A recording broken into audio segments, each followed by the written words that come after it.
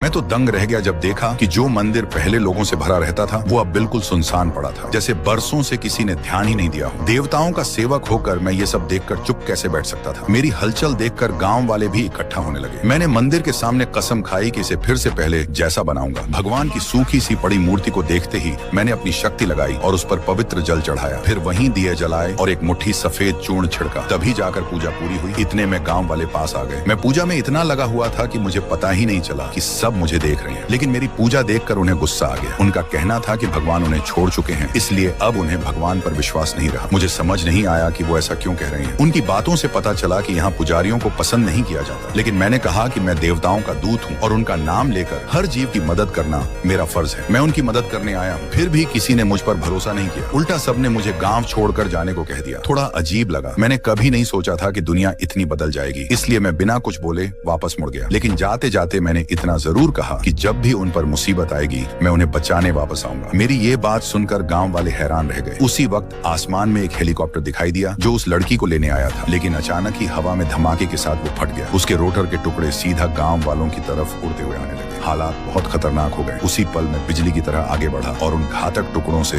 गांव वालों को बचा लिया। ये देखकर सब लोग मेरे सामने झुक गए। अभी जो वादा मैंने किया था वो सच साबित हो गया। खतरे में मैं सबसे पहले उनकी रक्षा करूंगा। तभी मुझे फिर से खतरे का एहसास हुआ। मैंने तुरंत एक रोटर ब्लेड उठाकर दूर फेंक दिया। धूल छंटते ही सामने कुछ अजीब लोग खड़े दिखाई दिए। उनका सरदार बहुत ही खतरनाक लग रहा था। उसके साथ कई गुंडे भी थे। साफ था कि वो मेरे लिए ही आया है। तभी मुझे याद आया मैं उसे पहले हरा चुका हूँ। उस लड़ाई में मैंने उसका हाथ तोड़ दिया था और उसकी एक आंख भी फोड़ दी थी। अब वो बदला लेने आया था। उसके शरीर से निकलती बुरी ताकत सीधा मेरे दिल पर दबाव डाल रही थी और मेरा शरीर कांपने लगा। लेकिन मैंने खुद को संभाल लिया क्योंकि अब एक जबरदस्त लड़ाई होने